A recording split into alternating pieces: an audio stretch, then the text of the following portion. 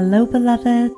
Welcome to the Amanda Collins podcast. It's my honor to help you awaken to joy, be your greatest self, and live a life you love. I'm Amanda Collins. Each week, I'll share tips, practices, and rituals to help you feel the storehouse of joy inside. I'll answer your questions and talk with thought leaders from around the world about health, wealth, love, conscious living, and parenting. Are you ready to live your most fulfilled life? Welcome to episode 31. In this episode, you'll learn how to prepare your home for your children to thrive, ways to create a supportive atmosphere for your children to grow independently, how less is more, how to nurture your children's potential through the environment, and so much more. Jean-Marie Paynal, founder and CEO of Voila Montessori, a Montessori parenting mentor and home consultant, she guides expectant parents, caregivers, and parents of young children on how to prepare their homes for their children to thrive during the first years of life. She believes that a supportive and peaceful atmosphere at home will allow every child to grow up as an independent and confident learner.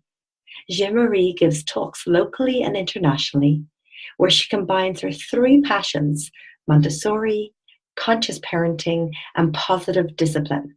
Her mission is to help parents appreciate the true importance of their role, not as servants or teachers, but as supporters and guides of their children's natural development. I am so honored to have Jeanne-Marie here with us today. Welcome.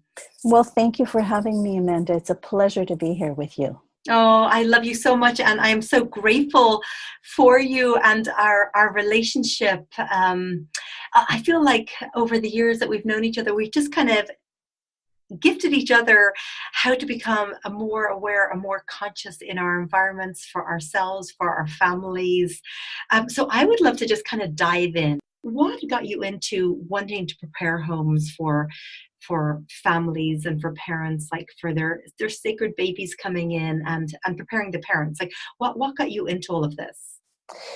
Well, I had kind of in midlife, I had a big change in my career where I had been working in advertising and such, and decided that I really wanted to be in the presence of children. It's something that I had always wanted to do as when I was younger, as a teenager, and it just so happened that I made a big shift in my life and went back to school to study Montessori education.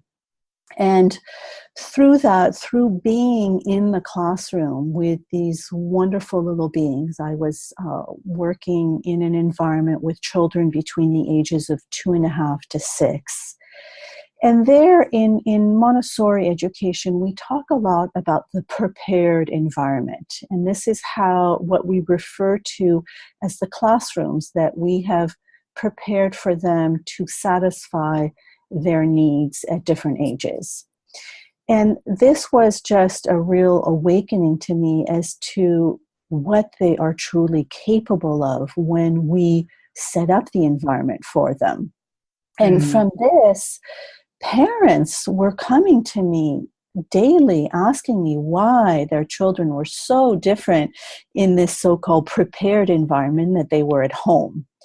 And this is what really started my journey in helping parents understand the importance of their home environment and understanding the importance of preparing themselves to welcome what I consider divine little beings. So beautiful. And thank you. And one thing that I do remember very clearly, because I love, as you share your story, you knew it was with children, because I remember you telling me that you were in the south of France with a whole group on holiday, and everyone's like, let's go here for the day. And then the kids will stay here. And I'm very clear remember you saying, I just wanted to stay and be with the children. And at that moment, I was so clear, this is the work I wanted to do, right? Exactly. You remember very well, because I did stay that day with all my little niece and nephews, and everybody went and did, touristy things. And And that's when I realized, like, this is what I want to do. And that following year, I looked into, really changing careers and going back to school and such. So yes, very good memory. Well, thank you for the service that you provide. And I felt it was such a gift with Patrick, my first son, my first child, when you came in. And so tell us a little bit about it, because you will work with the parents from before the baby is born. So just tell us, what do you do when you come into the home? So yes, I like to work with expectant parents because I feel that this is really a sensitive period for them to really prepare themselves and to prepare their homes. Unfortunately, I have found that most of my clients do come to me after they've had a child. And I don't know what it is in the messaging where parents just are so concerned about the birth that they don't really start thinking about the experience of the newborn child until after the fact. But that being said, my ideal is definitely working with the expectant parents. And there is really about helping them become aware of the different needs that this newborn child is going to have, that we tend to live and organize our own environments in a very adult-centered way. Even think of where we put the artwork in our homes, where we put photographs in our homes. It is at our eye level. And so I just really want to bring awareness to the parents that children are going to be small for a few years, and that their vision is down lower. So we want to just take that into consideration. And it's not about, changing the entire environment. It is just very small tweaks and little adaptations that are temporary. Children, do grow to be at our height very quickly. Mine is actually taller than I am today. So it's just being aware of that. And I remember actually in your home very well, where you had a beautiful large room where Patrick would play, and you had this gorgeous wall with all these photos, these family photos. And I remember very well, I just suggested that the bottom row be just taken down a notch so that Patrick could enjoy them. Oh my goodness. And he loved it. Oh my goodness, of course. Yes. Actually, you know what it is, and I've carried this with me. You said to me, get down on your hands and knees and go around your home, because that's what he's going to see, or exactly, your children are going to see for the first year or two. Right.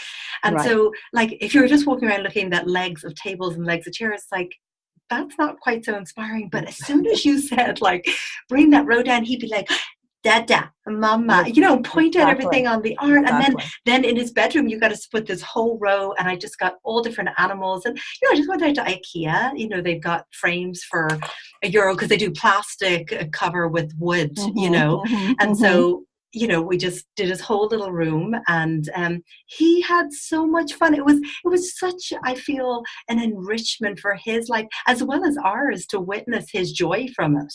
Exactly. Because we have to remember that children come to us with this, intrinsic need. I mean, we all, started life like this, with this need to adapt to our time, place, and culture.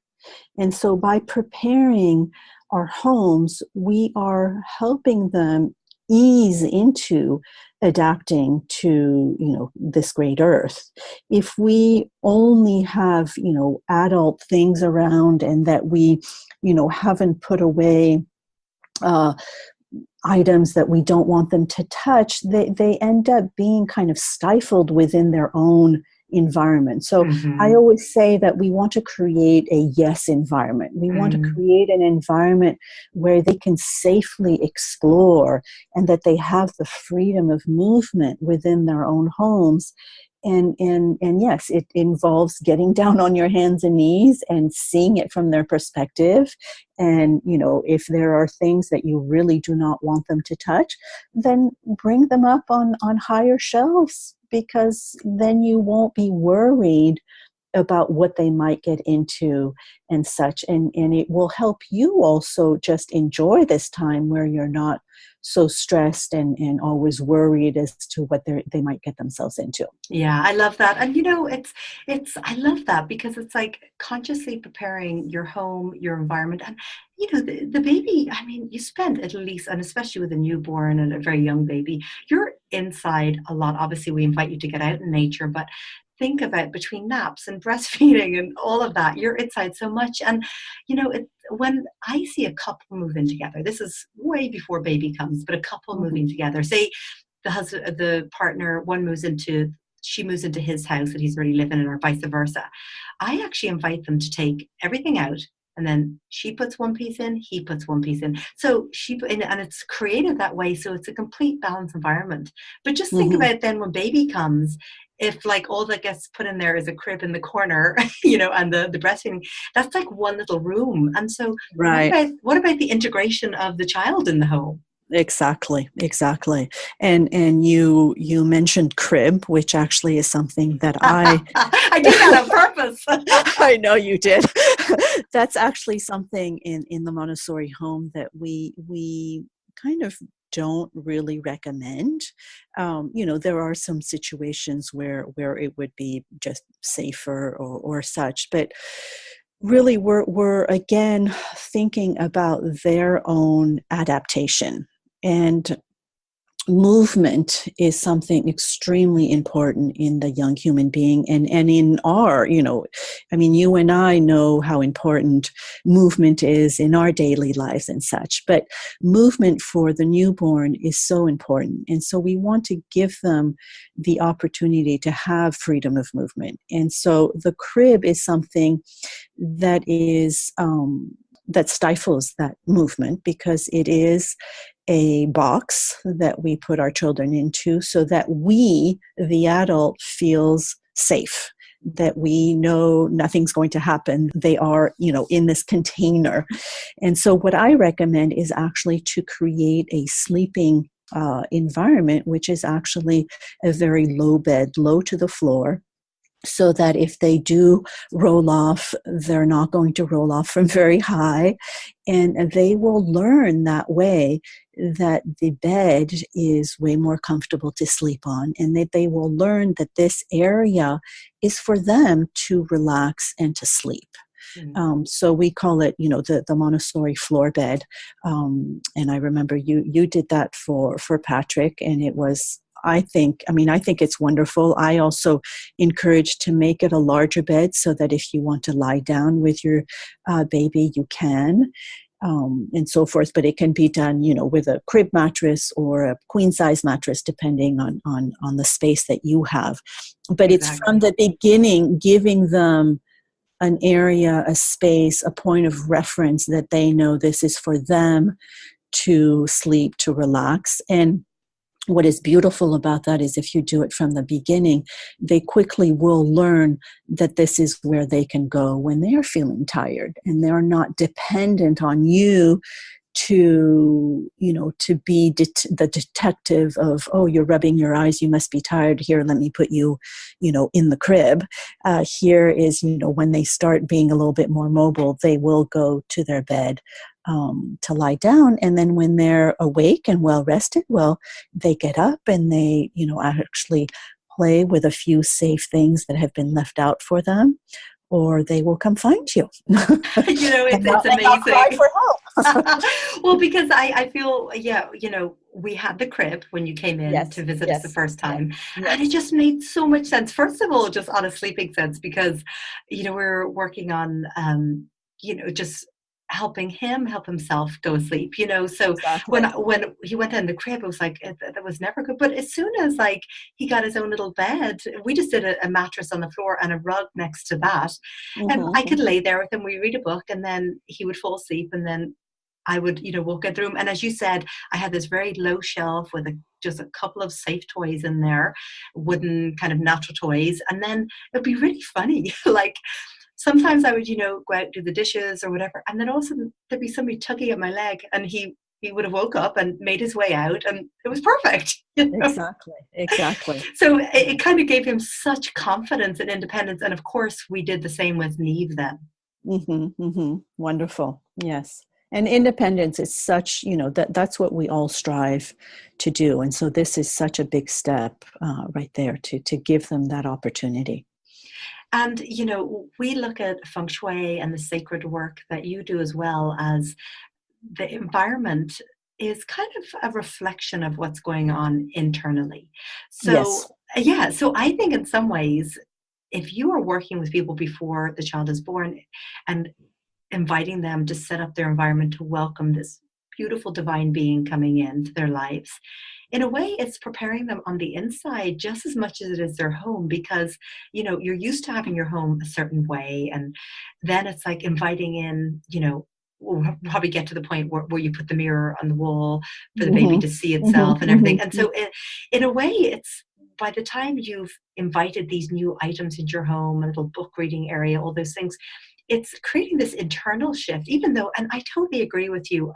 I remember there was so much preparation around the birth for both my children. And then it's like, we didn't do a ton of preparation for now the baby's here, So Yes. I totally agree. So I love the fact that you will work with people from when they have space, when they're pregnant, they're carrying the baby, or, at that stage. That Exactly. makes total sense. Exactly. And in Montessori, I was saying that we call the classroom the prepared environment, but really the prepared environment, when you think of it, it is prenatal life, because we are, we're very aware of what we eat, of our stress level, all of that, because we are preparing the best environment for our unborn child. And then we think about the birth environment and in what environment do we want to give birth, which is a very important one. And then we have the home. I mean, the home is where we're going to welcome, this child earthside, and we need to prepare that as well. And when you say, preparing ourselves, it's so true. And Montessori often refers to working with children as the spiritual preparation of the adult to be really in the presence of these divine little beings. And I know for me at the beginning, when I was training, it was hard to kind of let go of all your maybe preconceived ideas or judgments and all of that, to really see them as these pure little divine beings that they are. And so it is important as parents to prepare themselves as well to welcome this person that we have no idea who they're going to be, and that they are really adults in the making, and that we are preparing the foundation for the rest of their lives. I love that. And I love that it's such an honor, and I believe, before we're physically born, it's like our soul chooses their soul. And, we have these soul agreements, like you're going to come in, you're going to be my son, we're going to teach each other about this.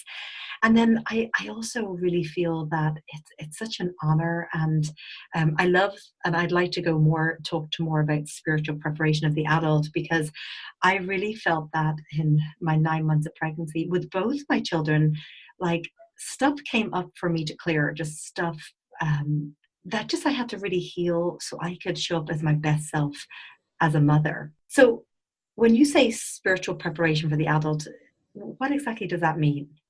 It really means for me to learn to be there really in their presence without kind of bringing, like you say, during your pregnancy, you had to heal certain things, is we bring as parents our own childhood, our own experiences. And I think it's really important sometimes to be aware of that, and to make sense of it and to let go of it so that it doesn't have to necessarily be their journey as well.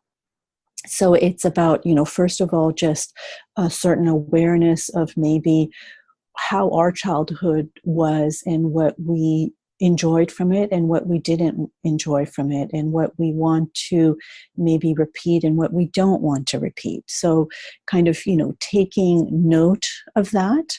And then the other thing is just learning to really be what I call a scientific observer, to really be able to take a step back and just observe your child without interfering, without judging or, having these preconceived ideas of, they should be doing this by this age, or comparing them to, your niece and nephews or your neighbor's children or whatever. You have a unique individual in front of you, and you need to really learn what their needs are. And you can only do that by really being very present and observing. I love that. And I think that's where it's really good to know oneself. If you're always, Exactly. Maybe noticing that about yourself, you compare yourself and, am I good enough? Am I this? Am I that? And then if you notice doing that with your children, it's just like, this is this beautiful opportunity to stop that cycle and be like, okay, Exactly. I see what's happening here. And this is this beautiful, unique being. And let's just see, his or her Exactly. magic unfold, Exactly. And also being, when you do this observation, like observe what it brings up for you, because oftentimes, I have parents who tell me how frustrated they are or how annoyed they are and such with their children's behavior. But, truth be told, children are just trying to figure out their place on this great earth, and they have they don't bring any baggage with them, and so they're just really trying to figure it out. And sometimes when they are maybe having a tantrum or something like that, it is a way for them to communicate that something is going on for them. They are not doing it intentionally to upset you. I always say they are not giving you a hard time. They are having a hard time. And it is important for us to be aware of that and kind of take note of what it's triggering inside of us so that we can reflect on it and not necessarily act on it in the moment. So just take note, like, oh my gosh, this situation is really upsetting me. Make a mental note of it, and then, be compassionate and have the empathy for the young human being in front of you. And then go back and reflect on that, like, why was that upsetting you so much, and maybe try to figure out, because it's most probably something that has to do with you and your own wounds and your own past that needs to be dealt with. It's not the child. The child is just trying to figure things out. And I love everything. I'm like hanging on your every word, because it's like they come in and they're just pure unconditional love, and they're so connected to source. You just see, like, they're looking at the angels and just and here is this beautiful gift. And I love that you said, just observe, and if you notice something coming up, just observe, and then make note. Even if you have a little book where you write it down, because it's amazing how we forget things, especially if there's lack of sleep or those things. Exactly. And then I love that you said, then have compassion for the child. And then one other thing I think is, have compassion for yourself as well. Like, you're doing a great, great, beautiful job. And here's a tool where you can do like even better, so everybody feels better. And I know if I ever see my children out of balance, the first place I look is myself. It's like, and I love all your invitations, like, whether it's like the rush to get out the door. It's like that they're old school things, like there has to be stress involved. No, there doesn't. Like, just know the time. We can breathe, we can take our time. It can be fun, we can all be present, and you just notice these behaviors. And in some ways, our children invite us to absolutely be our greatest self, because they invite, like, I want to be my best self with my husband, with them. And it's Yes. like any of the things that I don't love in a way I do in life, whether it's like, gotta get at the door, that kind of energy, I notice it. I'm like, I don't want to pass this on. So let's look at this. Let's take a breath. Yes. Yes. And maybe just look at another way of doing it, and notice, like, is it the stress to get at the door, or is it something else? And you bring up a really good point, Amanda, is also, when you say compassion for oneself, it's also this very, very important notion to do some self-care and some self-love that we tend as parents, and I think more specifically mothers, because we have the food and everything, we tend to give, and we are running on empty. And that's when I think we also might let our triggers affect our well-being and our children's well-being. So really important to ask for support. Parenting was never ever meant to be done alone, so that you need to reach out to your tribe and to make sure. And that's something that I talk about with expecting parents is, who's your tribe? Who are you going to call, in the middle of the night when you're having a hard time? And also just having some sort of ritual where you are really taking care of yourself, because we can only be there for our children if we are taking care of ourselves first.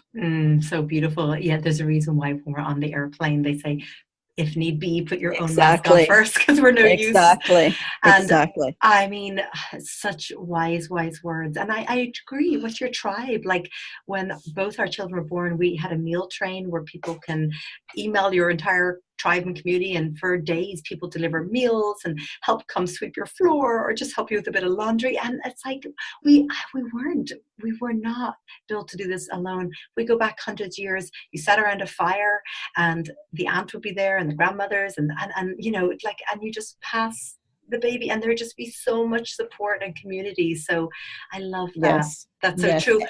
Yeah, sorry. And also respecting the first 40 days after birth, like to really leave mom and child alone as well, like for them to really bond. I think we expect a lot of our women, of our mothers soon after birth, that they should just, get back in the swing of things. But it was never meant to be that way. It's really about just cherishing that symbiotic period that is so important to the foundation of the rest of their lives. We could literally talk about this for hours. And what I would love to do is just kind of for the next stage. Can you tell us a little bit about that? Sure. Right, because at the beginning, I always talk about the 4 basic areas, which is the sleeping area, the feeding, movement, and then the physical care. But all of those are going to evolve when the child has a little bit more mobility.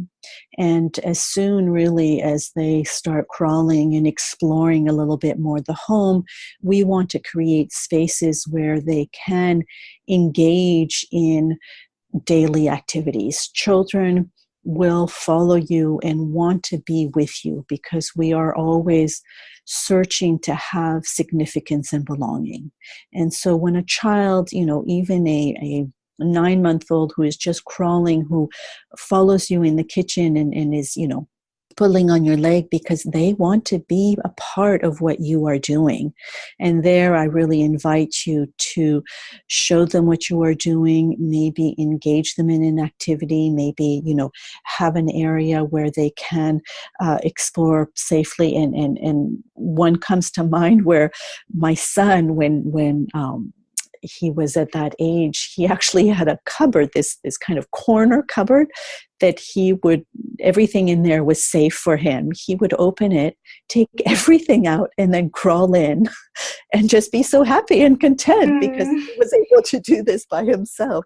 I just found the photo the other day. It reminded me of that. But then later on, as they are standing, and this is the whole evolution of movement as well, and this is something else that I stress a lot, is that movement needs to happen naturally. So we never want to force, a child to, we don't want to put them in a seated position until they are capable to do it on their own, or put them in one of those walkers where they're standing on their legs before their physical body is actually able to for them to stand up.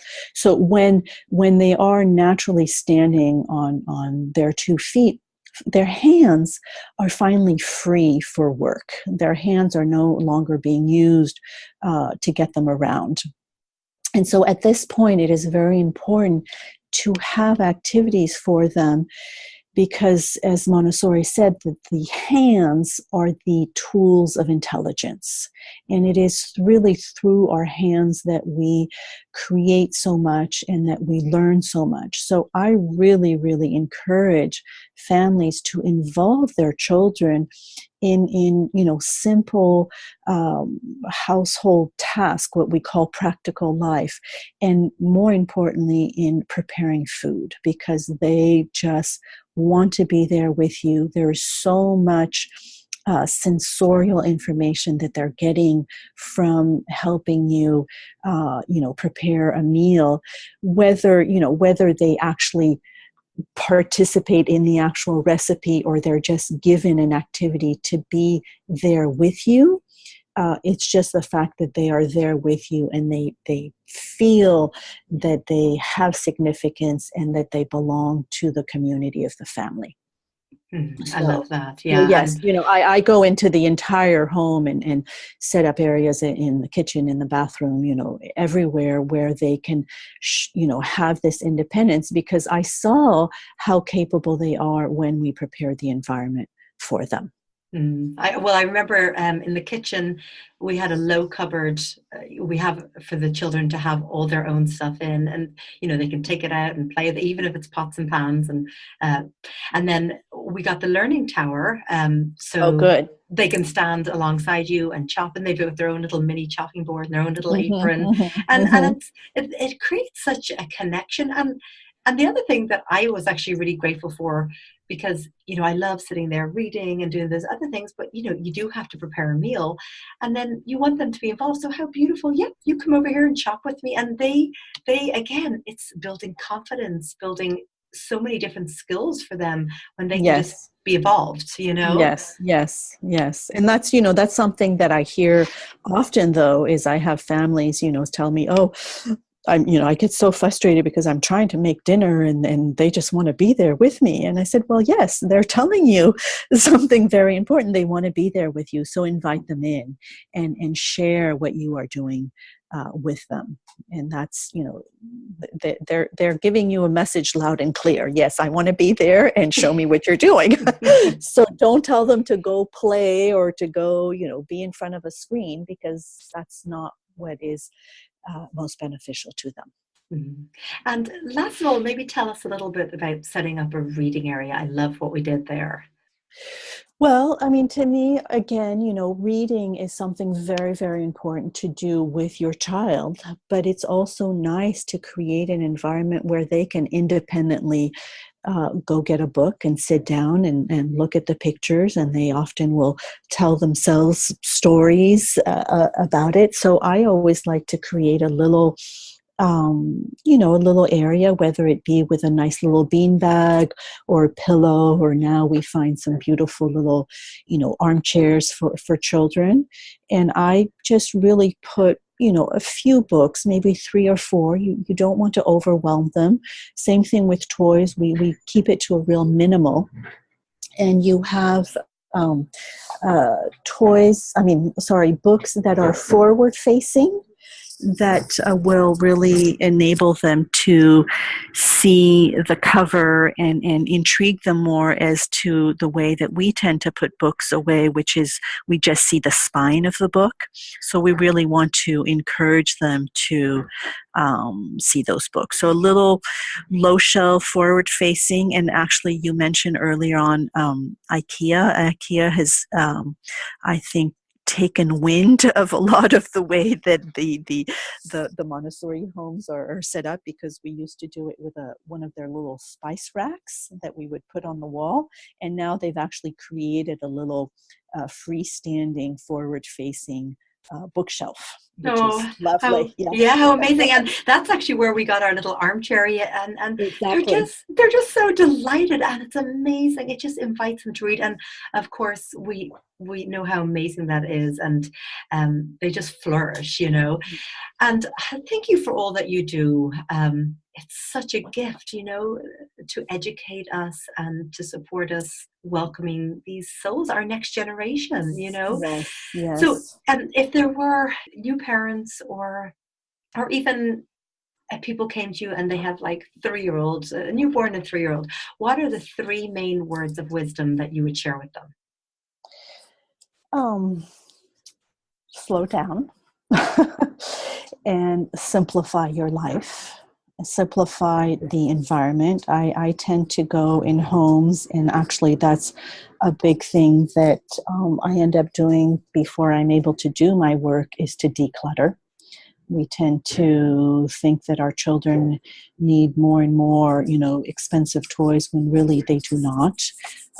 So it's really keeping things to minimal. So slowing down, simplifying, and then I think really enjoying this very sacred time. That this is a fleeting moment. I mean, I think we say it enough that, it goes by very fast, but it truly does. But what's most important to know is this is the foundation for the rest of their lives, and that this is really where they're going to, create the foundation of their personality. And so we want to be in a very positive, encouraging environment. Thank you for your just wisdom and love. And I would love to say, because you give so much in the work that you do, and thank you for all that you've done for me and my family as well. What can we do to be in service to you? Oh my goodness. Just share this message. I mean, to me, I think it's just important to share the message of, letting go of our adult ego when we're in the presence of children. Like to be present is very important. And then, I would love for you to come join my journey. I have a Facebook or Instagram, and I also have a website and all those links I know you will share. It's voila, Montessori.com. And actually, I've just recently created a membership community that I would love to welcome you in as well, where I just go more in depth of how we can set up our homes, how we can prepare ourselves, and all of that. That sounds amazing. And for sure, we'll share all the notes and links in the show notes. Thank you so much for joining today. You're so very welcome, Amanda. It's been a delight. Love you. Love you. Now I'd love to hear from you. Did you implement any of these ideas? If so, did you notice any differences in your child's behavior? Let us know your answers in the comments below. Do your best to share in as much detail as you can, because thousands of wonderful souls come here each week for insight and inspiration.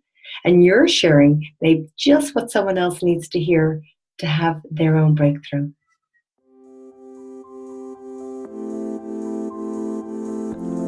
Thanks, beloveds, for joining us today. Please come over to themandacons.com to continue the conversation and get access to all my podcasts, blogs, and videos. Did you enjoy this podcast? If so, please subscribe to the Amanda Cons podcast on iTunes and leave us a 5-star review. Feel free to pass this podcast on to your friends. That helps us get incredible guests to share their secrets for an inspired and joyful life. If you want more great resources, come over to amandacons.com and join my mailing list for all my latest content. Thanks so much for listening. Until next time,